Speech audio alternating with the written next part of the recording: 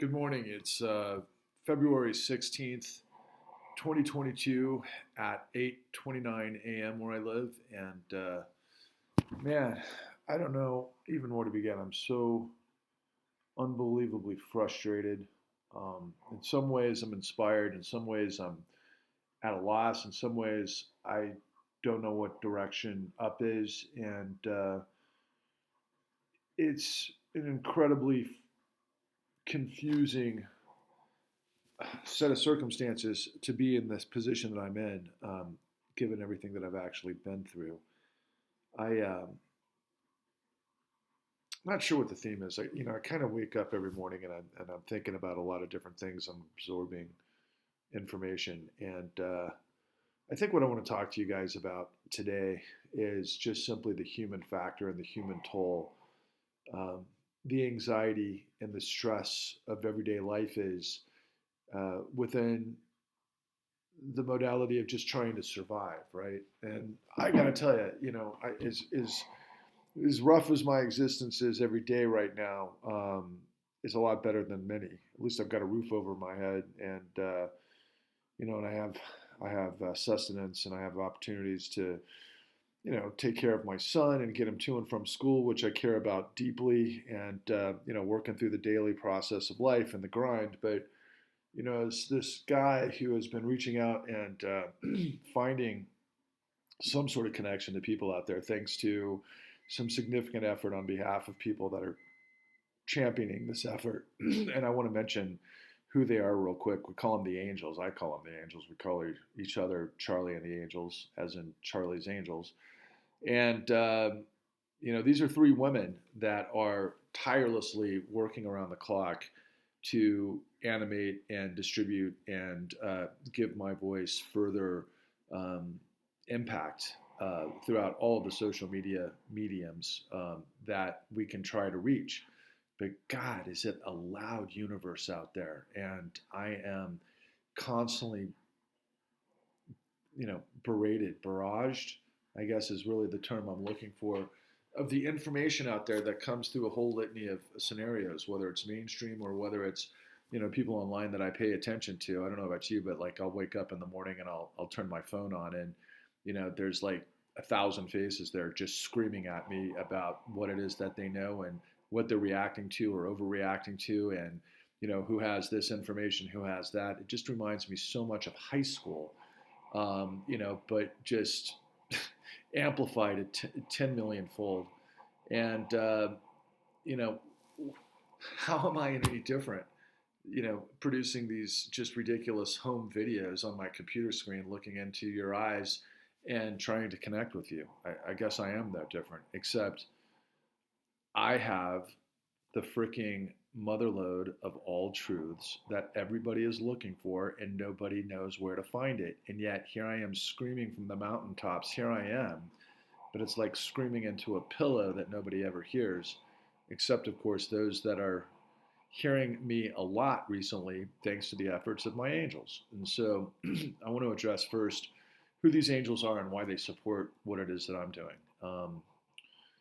Two have been very close to the housing collapse foreclosure madness. One actually lost her house, and this one lost her home years ago when she was after a divorce. In fact, going through the foreclosure process led to her divorce. She, like me, experienced a degree of madness because nobody was listening to her. She knew that she had been played. She knew what type of paperwork that she had received on her loan that she had tried to rescind because of specifics that happened because of the terms of the deal, that she was within her rights to appeal and rescind, and nobody listened to her. And it took her years of looking through documents and finding out how things worked, and then calling everybody in the system and in the process, and going deep dive, which is very similar to many, many other people around this country who had done the same thing. Once they started to figure out that this whole thing was a setup, like I continue to tell you guys,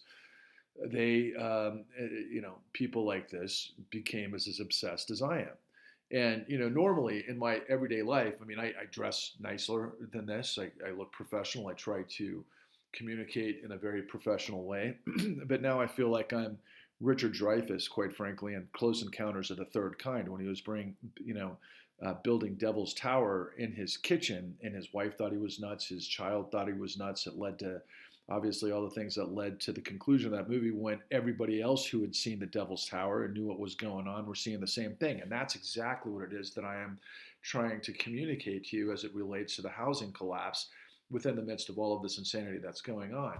And so this person, literally, after years of battling and laying it out in a way that only those of us who had gone through this situation know, it's so exhausting. It takes every ounce of energy you have to put all of this stuff together. It becomes a second job. It becomes your obsession.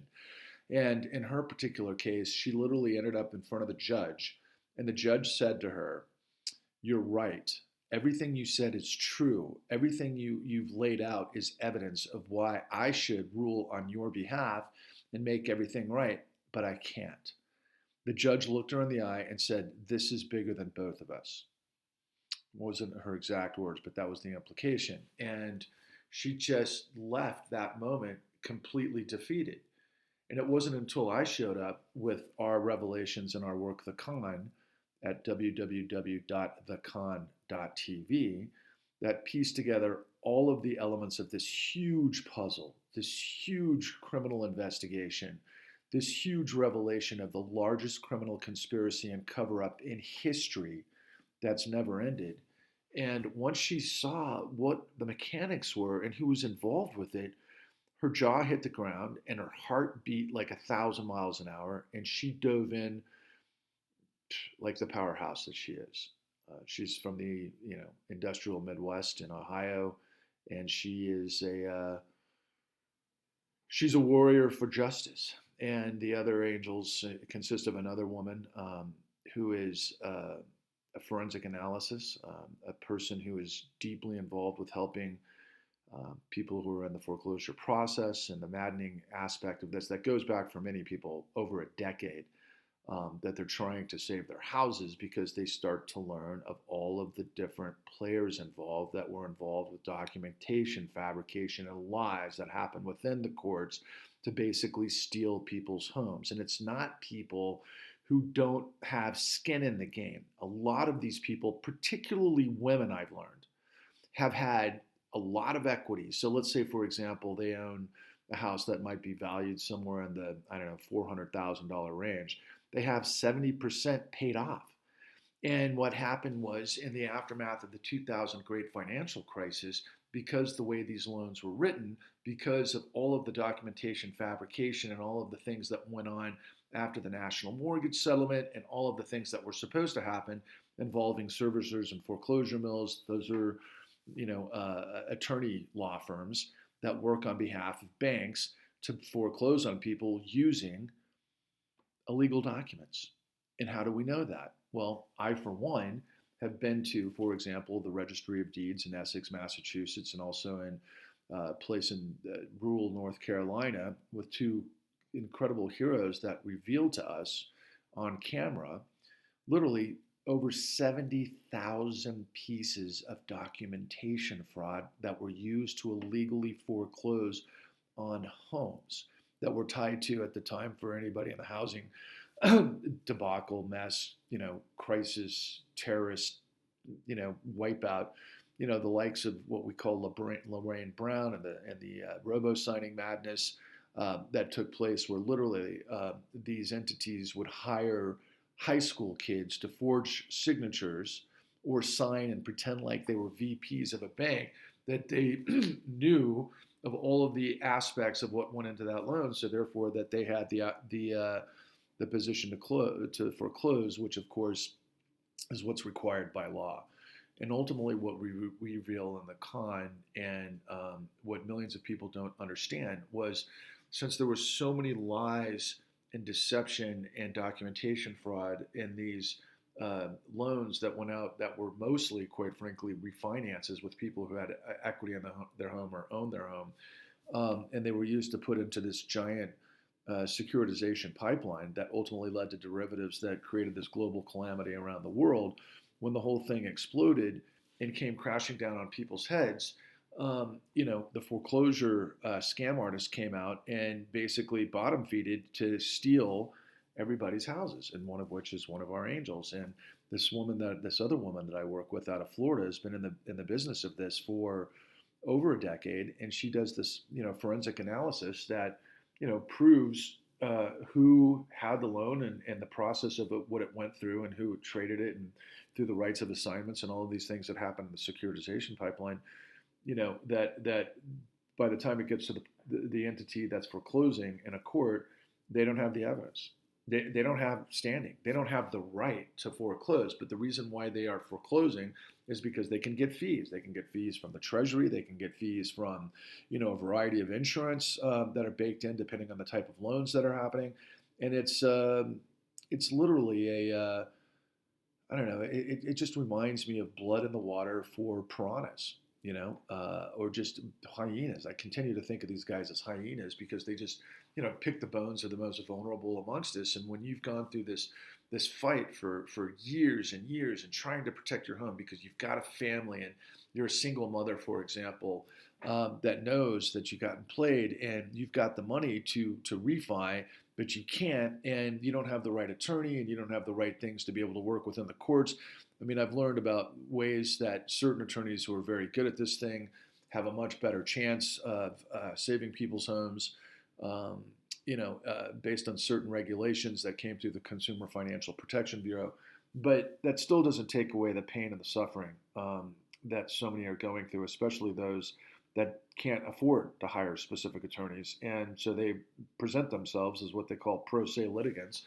And then they might hire a forensic analysis to try to prove in the court that the people that are foreclosing upon them don't have the right to do so, but it doesn't matter. The judge looks at them and says, I'm sorry, it's bigger than you.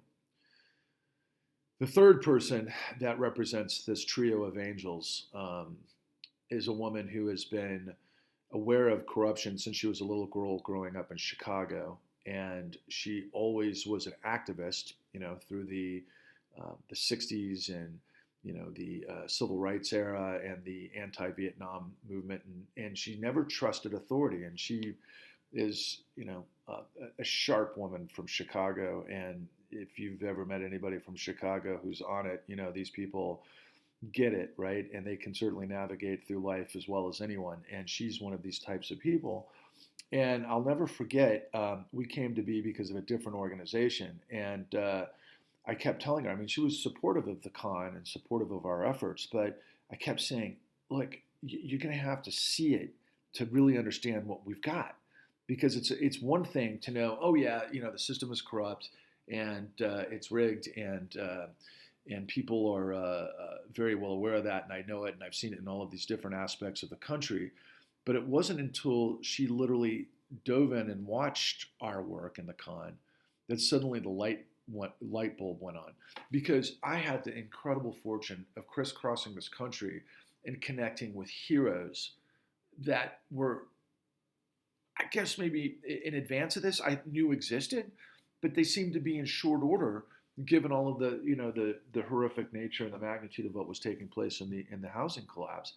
And these folks, whether it was, salt of the earth, gumshoe detectives in Summit County, Ohio, that put together this, this investigation group that actually went and did what we expect from our law and enforcement officials, to actually go find out where the crime was and put the pieces together to be able to put it all out on a plate, led by an AG at that time who actually had a real interest in protecting people that were being targeted by this whole thing, which included minorities. As I've said in previous videos, 60% of the African American demographic in the United States had their household wealth evaporated as a result of being targeted by this insane predation. And they eventually were able to put together everything underneath the umbrella of a RICO conviction, a racketeering, influence, corrupt organization, that are these statutes that were originally put together to take out the mob. And that's all this stuff was. It's the mob. It's a whole bunch of people acting in a conspiratorial fashion, whether it's the originator that's selling liar's loans, the broker that actually does the documentation fabrication, that works with appraisers that are hyperinflating the assets because they're told to, and if they don't do it, they don't get paid by lenders who are actually creating warehouse loans that are coming from Wall Street to supercharge getting as many loans in the pipeline because the bankers and everybody actually in the process get paid based on fees from this whole thing. So it was just a litany of lies and deception and felonies that the entire financial system and real estate operation were in on because they were incentivized to do this. And again, is it ancient history? No, it's the same story now. It just operates slightly different, but therein lies my frustration. So, for example, last night, I'm tuning in again to some of mainstream, and I really watch mainstream echo chamber news, on MSNBC and CNN and Fox, just simply to see what they're talking about and what they're missing. And this stuff is on overdrive right now, people. I'm telling you, it's insanity when I watch, highly paid anchors who are presumably professionals with a lot of investigation or investigatory prowess within, the ranks because they've got, large news departments supposedly or presumably. And they're talking about things like Donald Trump being involved with documentation fabrication as it relates to election certification. They can talk about one guy. What I'm telling you and what I'm trying to reveal to you is this happened in tens of millions of situations. The documentation fraud was incredible. The Federal Crisis Inquiry Commission found that 80% of all loans that happened between 2004 and 2006 were what we call liar's loans. This led to millions of people being forced out of their homes. Millions of people that were set up, that owned their homes or had a lot of equity in their homes, and they had it stolen by these hyenas that set them up in a system that was going to fail. And then the judiciary of this country allowed it to happen, and they knew it was happening. I've got guys on camera. I've got judges in Ohio.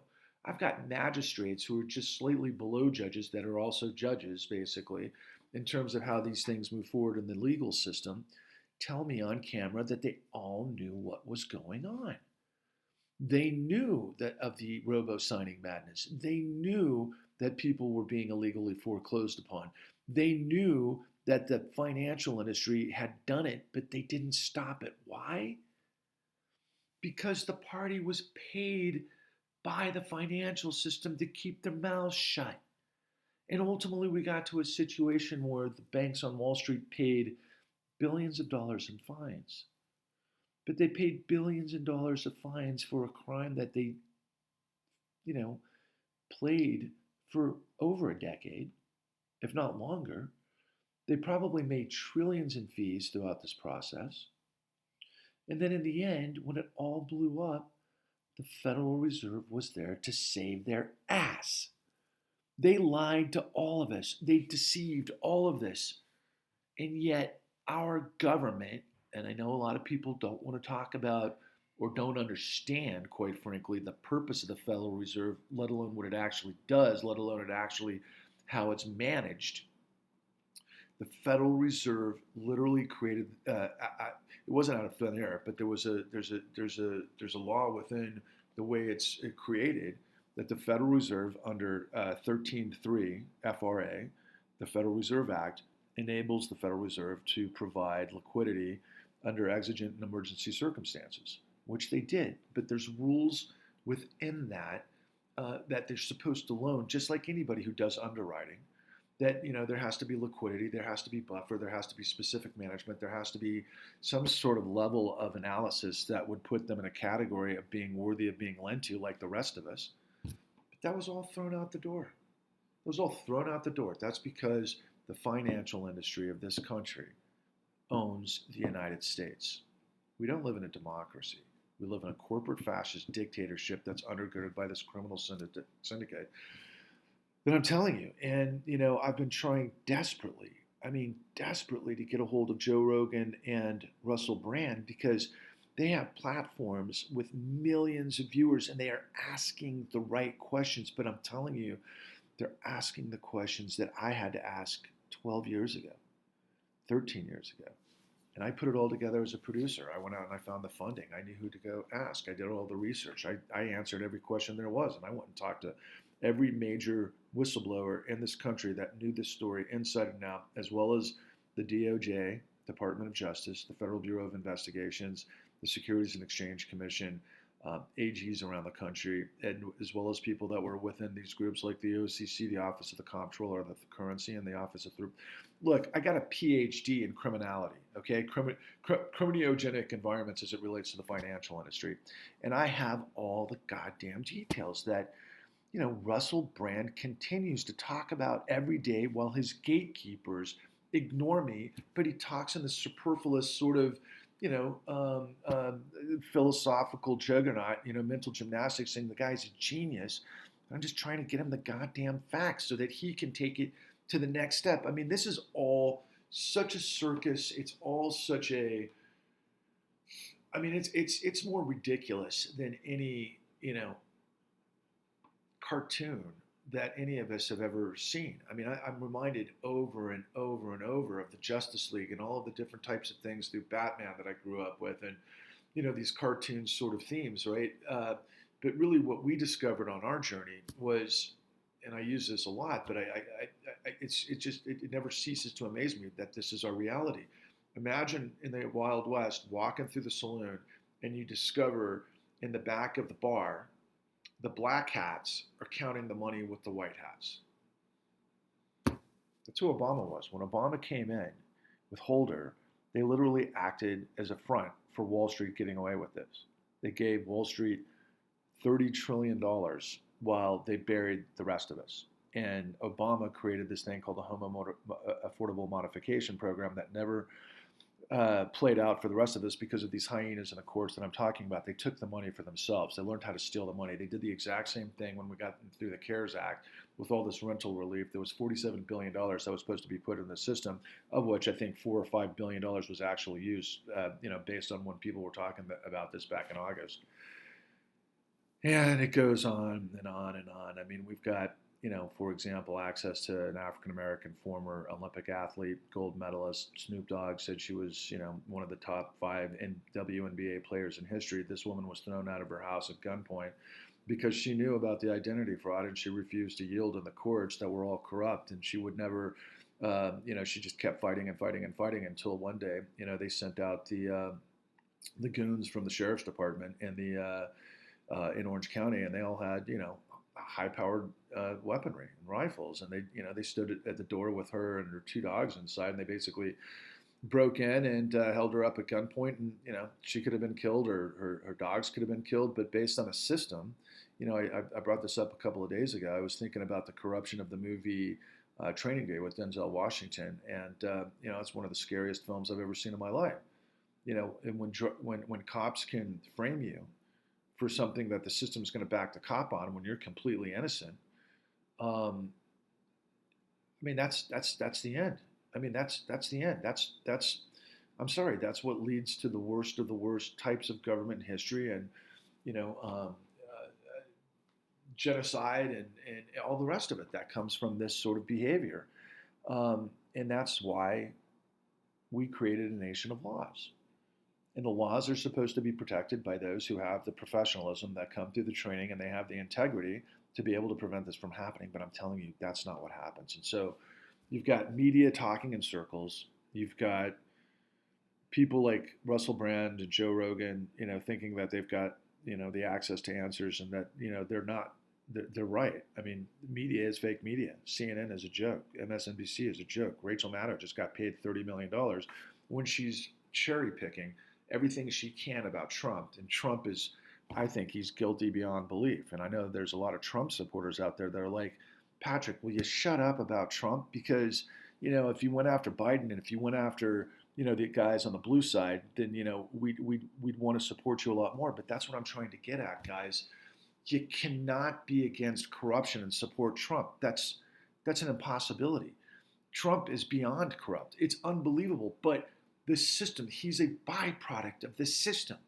And everything that he is being investigated for now, whether it's documentation fraud, creating a control fraud, with inflating his assets so that he can get more loans. I mean, this is what an entire organization was doing while he was laundering money into his real estate, by bad actors all over the world. I mean, Trump plays ball with the worst guys in the world, but unfortunately, our government and our financial system are not above that. They're doing the same thing. Last year, I don't know how many of you people know this. I hope that this reaches some of you, but there was an incredible investigation done by an organization called the International Consortium of Investigative Journalists, called the FinCEN Files, where they found out, I think there was 12 million suspicious activity reports that were provided to the Department of Justice that didn't act upon it. And this was all predicated on cartels, drug money, the kind of people that, behead children and put them on spikes in places like the Sinaloa drug cartel in, Juarez, Mexico, to send messages that if you try to get in our way, you're dead. And the inhumanity of that stuff is just freaking insanity. And, we as Americans, most of us, like to think, well, we're the good guys, right? We'll send in the armed forces, the Navy SEAL team, and we'll take care of that action. And we could in a second.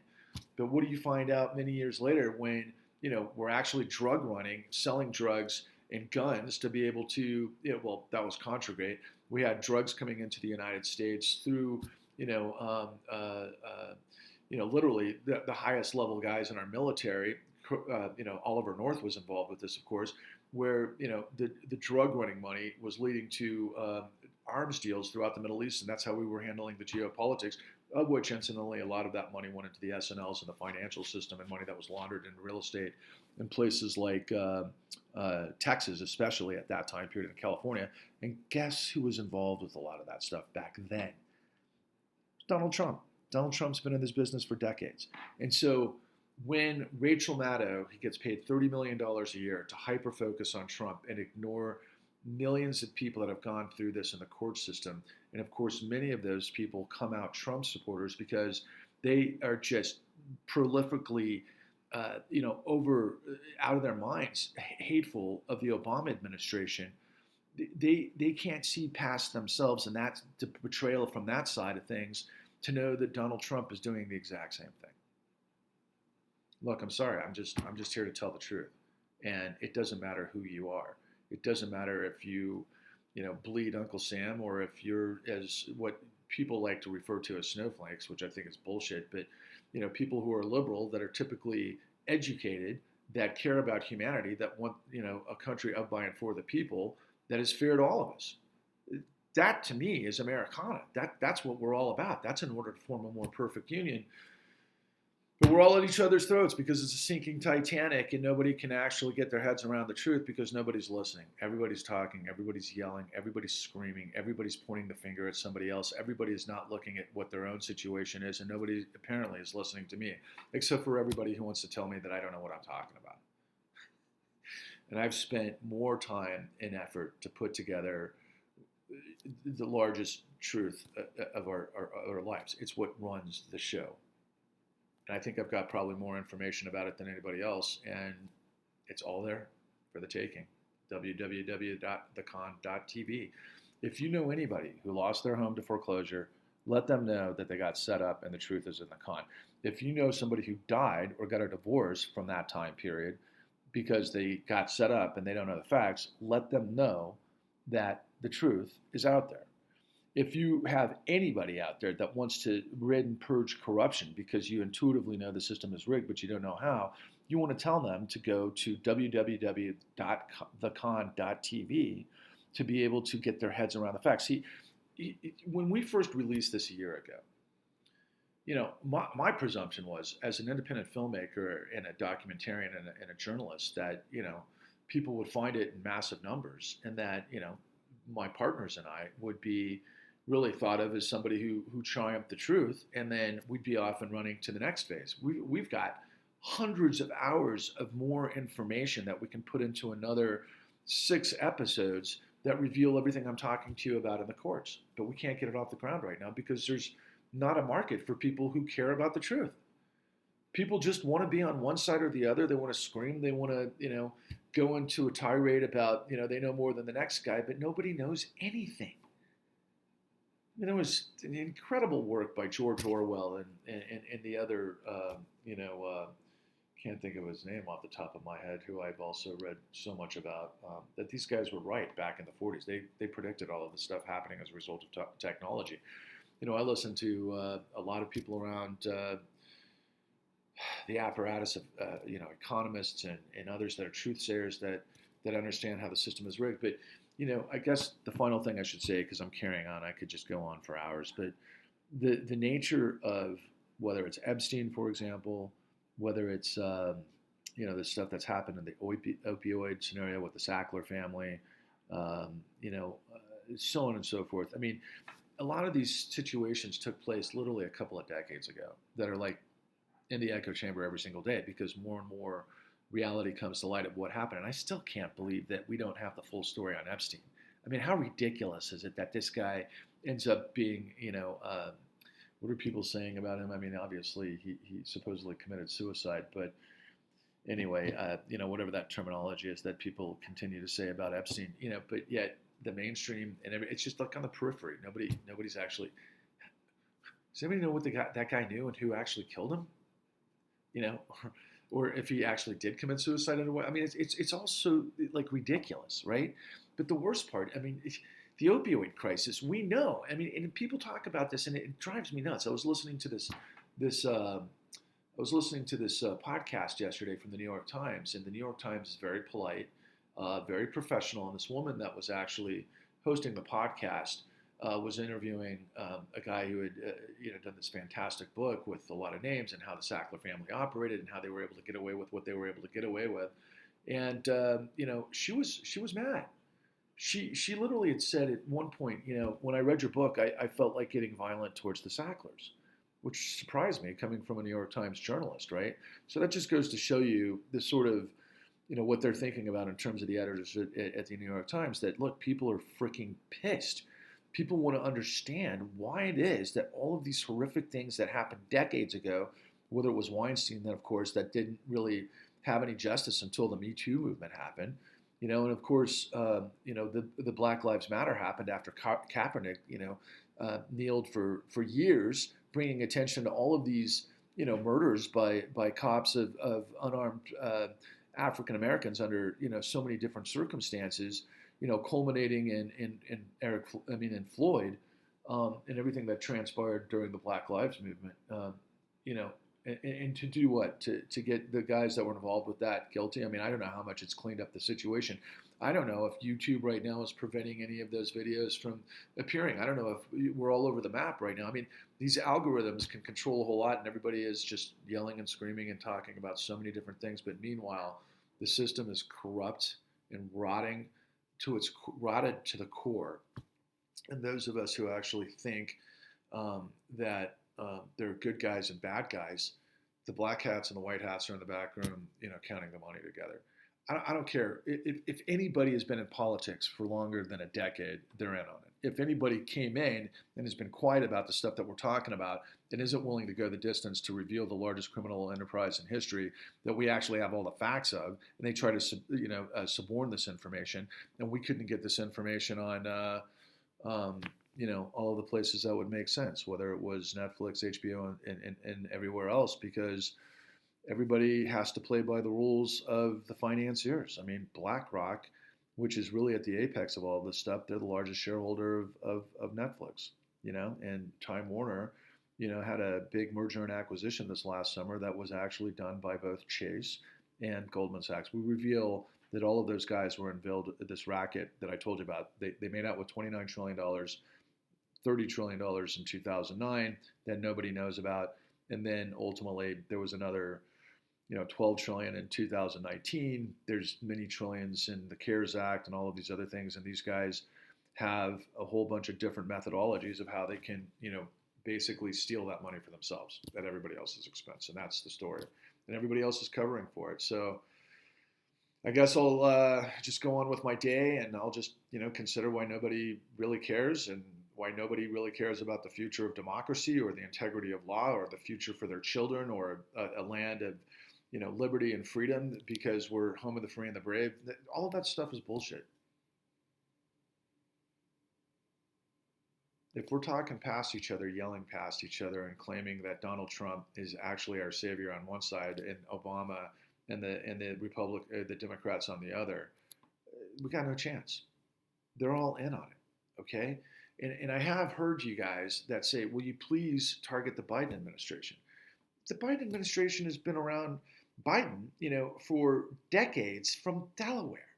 Do you have any idea what happens in Delaware? You probably don't. That's the heart of this whole thing. That and now Vegas or Nevada. I mean, LLC capital of the world, plausible deniability, one corporation here and there, and nobody knows, who owns what. And everything is obfuscated, everything is shrouded. That's the legal system. So really the legal system is what's protecting these guys instead of taking them down. And we all know that attorneys, can argue both sides. Who's paying the biggest money? Well, the guys who've got the free money from the Federal Reserve to basically buy the government are the ones that can pay attorneys to argue on their behalf. Meanwhile, I'm here, just a guy trying to survive with his, you have no idea what I've lived through. You have no idea how much I've sacrificed to get there, but I'm not on the streets, and I'm not dead, not yet.